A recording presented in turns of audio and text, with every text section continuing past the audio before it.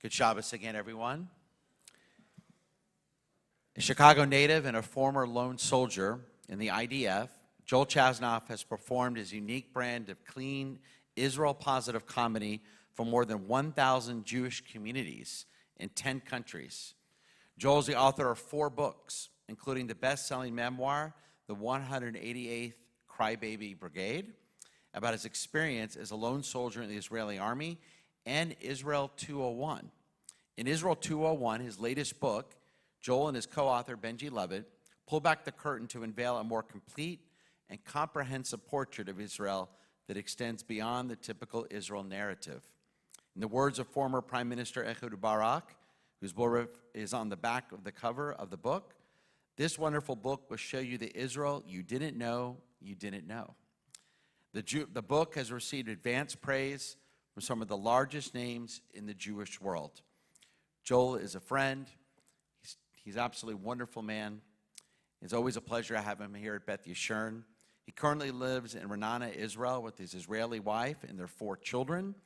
And I should say he has Texas roots, as his father is from the Jewish metropolis of Bay City. It's a pleasure tonight to welcome back to Beth Yeshurun our friend Joel Chasnoff.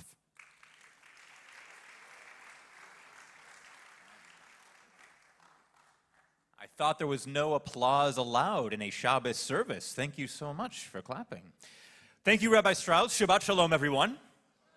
And it really is a pleasure to be, I guess I should call this home, if there is one home congregation that I feel I have back in the U.S. It is Beth Yeshurun, not just because I've been here a number of times, because I have my family here in the front row. Of course, that's what your family does. They sit right up close. But also, my dad is from Bay City. We immigrated from the Ukraine, got to Ellis Island. We're told that there were too many Jews in New York, and so instead we're going to send your boat down south to another very Jewish town called Galveston, Texas. And lo and behold, my family settled in Bay City. And so it really is a pleasure to be back here tonight in my family's sort of home territory. And if you don't know, I'm here as the scholar in residence for the weekend. And the idea is to bring you Israel from as many different angles as I can. Last night it was stories and reflections and some comedy about the absurdity of life in Israel, because Israel really is an up and down experience. This morning I talked about Hebrew, the Hebrew language, in a session called Hebrew is Magic, where we dissected Hebrew words and looked at some of the life lessons you can actually learn from Hebrew words and sometimes even the letters themselves.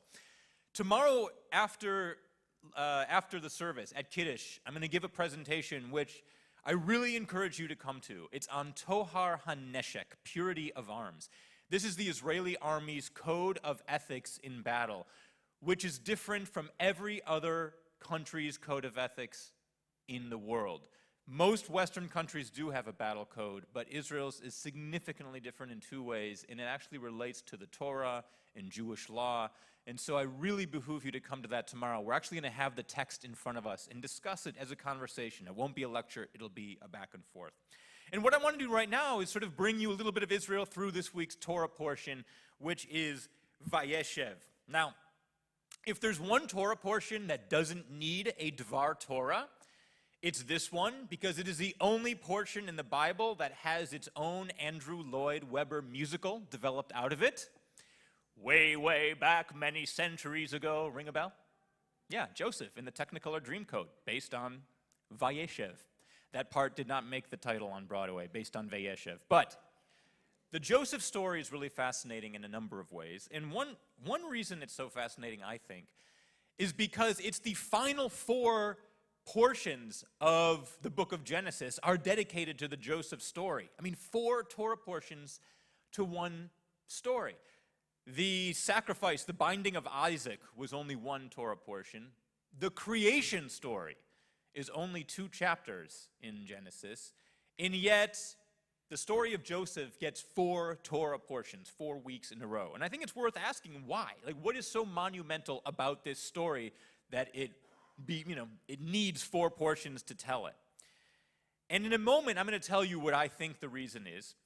But first, I want to look at a few of the ways we could talk about Israel based on this week's portion. Well, one way is prisoners. You know, Joseph is thrown into prison, and his character changes as a result of his being in prison. And right now, we still have, even though we had a truce with Hamas, which Hamas broke, we still have 125 Israelis sitting in Gaza right now. And the more we learn about how they have been treated and what they are undergoing, the more horrific the story becomes. So that would certainly be one way into this Torah portion related to Israel, is just to talk about the psychology of the prisoner and what our fellow Jews might be going through right now. Another way is the relationship between prisoners. You know, Joseph befriends the butler and the baker in prison. He interprets their dreams, discloses their fate to them. And I think the Torah picks up on something here, that when people are imprisoned together, a unique relationship develops between them. And this makes me think of some of the stories we've heard out of Israel. And I don't know how much press these stories have gotten here in the U.S. But in Israel, these stories are a very big deal. I'm thinking of Carmel Gat. She's a 39-year-old physical therapist from Tel Aviv. She happened to be down in the south visiting some family on the weekend of October 7th, and she was kidnapped. And she is still being held. There are a number of women and children who are still being held. But the hostages who've returned have said that they saw her there, and she was doing yoga once a day with the children that she was with as a way to help them cope and to help keep their spirits up to the extent that they could. The children who've come back from Gaza all reported the same thing, as well as the adults, that when siblings were together or children were together in Gaza, the older children refused to eat until the younger children were given their portions of food. And in much the same way, the men refused to eat, instead would give their portions to the older hostages, some of whom were as old as 85 years old, and the women were eating as well. So we're seeing this unique relationship between Israelis play out when they are prisoners as well, and that would be another way into this portion. Look, we could also talk about leadership. One of Joseph's monumental acts is he becomes the head of this whole anti-famine regime. You know, he interprets Pharaoh's dreams about the cows and the corn and determines that there will be a huge famine. They have the intelligence that a catastrophe is coming, and Joseph acts on it. He puts a plan into action so that they can collect grain, foods ahead of time so that they will have enough food when the famine hits. And sadly, we are learning that this is actually the opposite of what happened in Israel. You know, as someone who lives in Israel now and who loves Israel very much and who speaks about Israel to people like you, I so badly want to come and just tell a positive story about Israel. But the truth is, sometimes we have to tell the truth, what we say in Hebrew, dugri, meaning say it straight. And the straight truth is that our government failed us. For a long time, a week, 2 weeks, seems like a long time. The question was, how did our intelligence not pick up what was going to happen on October 7th? But more and more, we're realizing that it was not an intelligence failure. It was a failure to act on this intelligence. We had a document this summer called Walls of Jericho, Jericho Walls, in Arabic, that we were able to translate, and it was Hamas's battle plan for exactly what they were going to do on October 7th, down to the motorcycles, to the white pickup trucks, to breaking through the fence, and to kidnapping Israelis. And we had our own soldiers on the border reporting over and over to their superiors that they were seeing unusual Hamas activity, but their observations were dismissed as fantasia in Hebrew, fantasy. And we're also thinking that there could be sexism involved as well, because the people who reported in the intelligence unit 8200, this Jericho Wall document, and the young soldiers who were observing the borders were all women. And there's a feeling that their male superiors might have dismissed their observations, sort of out of a sexist belief that they don't quite know what they're talking about. We know Hamas better than you do. So that's another way we could look at this portion, is just what leadership actually means, and what does leadership actually do when they get signs that a crisis is coming. But what I want to actually do is look at the bigger question, is why does this story of Joseph merit 4 separate portions? And I really think it's because it's about one of the most basic principles in all of our lives, family dynamics. Because really the story of Joseph, the whole saga, is a story about families and what happens when families fight and do get along, and don't get along. One of the words that appears a lot in this portion is ach, and variations of the word ach. Ach means brother, and there's achim, which means brothers, siblings. And I think what we're seeing in this portion is what happens when brothers don't get along. And I got to hand it to the Torah here. The Torah is not Hollywood.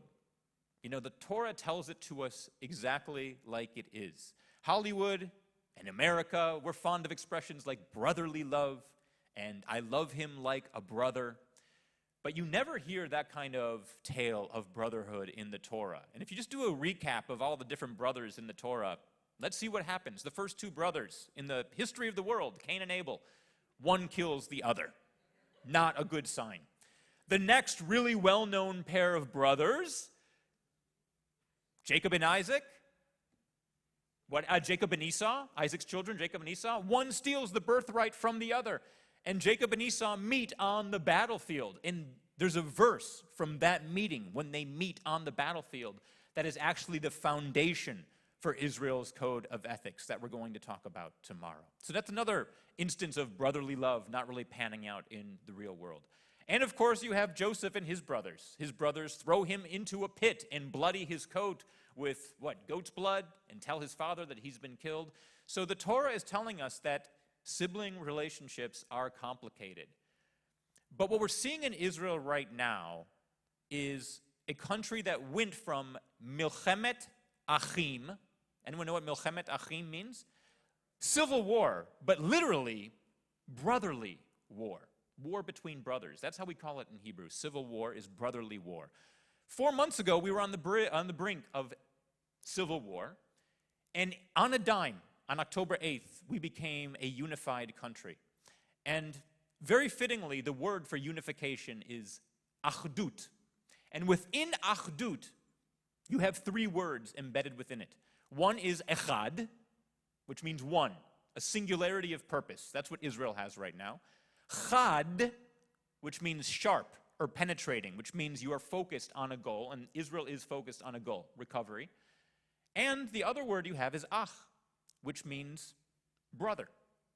Unity is about brothers having a unity of purpose and focusing on it, according to the Torah. And we have to keep in mind the Torah's attitude toward brothers. It is not positive. And what the Torah is telling us is that to be unified, you do not have to love each other, and you do not have to agree with each other, but you have to be bound up in the same narrative. You have to feel like you are a part of the same story and a shared experience. And that is what we're seeing in Israel right now. The country is being overtaken with a wave of volunteerism, the likes of which no one has ever seen. Even people who lived in Israel before there was a state of Israel in 48 have said that there has never been volunteerism like this. We're seeing it in big ways, like reserve military duty. When the IDF drafted reserve soldiers, we had 150% participation. That means that of all the soldiers that were called up, another 50% dug the boots out of the closet, pulled out the old uniform, and showed up on their bases without being asked. So that's the kind of volunteerism we're seeing. We're seeing it on the high-tech scene. High-tech companies, within a week, developed a ride-share app like Uber, which matches soldiers who needed to get to their locations throughout Israel with volunteer drivers who would drive them to their bases and outposts anywhere in the country. And there was no money exchanged. It was just to get the soldiers to where they were going before the bus companies were up and running. High-tech companies also used AI and face recognition software to track who had been taken hostage and who was actually still in Israel, because the government failed to do that. The government was not keeping track of who was going where. So AI and high-tech companies were able to look at small snippets of film and pictures from October 7th body cams and to match it with pictures on social media, and they were able to determine which Israelis had been captured and taken into Gaza and which were still back in Israel. Another way that people were volunteering and coming together. And you're seeing it with high school students as well. I have a kid in high school, and her school has gone down to the south once a week to pick vegetables and fruit because all of our Thai workers have gone back to Thailand. There's no one to reap the crops. And so our high schoolers are going down and volunteering it and doing it themselves. And people are opening their homes and inviting families from the South for Shabbat dinner and tutoring students who need tutoring because they've been dislocated, and on and on. And that is the type of unity we are seeing in Israel right now. In the final chapter of the book that Rabbi Strauss mentioned, it's called Israel 201, I interview a futurist. His name is David Pasig. And the same way historians study the past, he studies the future. By looking at socioeconomic trends and religious movements, he's able to predict what's going to happen in the future. And he is very optimistic about Israel, even now. He believes that there is no better time in history to be Jewish and no better place in history to be Jewish than in Israel today, despite everything that's going on. And the reason he feels this is because David Pasig doesn't think in terms of years or even decades. He thinks in terms of centuries and millennia. He thinks in terms of the entire scope of Jewish history. And the numbers back him up. Demographers predict that by the year 2100, 80% of the world's Jewish population will live in Israel. 20 million Jews in Israel by the year 2100, with 4 million Jews scattered throughout the rest of the world. So that is why we need to care about Israel. Not because it's an Israel question, but because it's a Jewish question. If you care about the Jewish people, and obviously we're here because we do, we need to care about Israel. And the key, the lesson we get from this Torah portion is that the fate of Israel is really going to be very much determined by our fate as achim, as brothers, sisters, and siblings, in the extent to we are unified in achdut, unity. And my hope for all of us is that, like the end of the Joseph story, where the brothers come together and reunify in happiness, that is the fate that awaits all of us as well. Shabbat Shalom.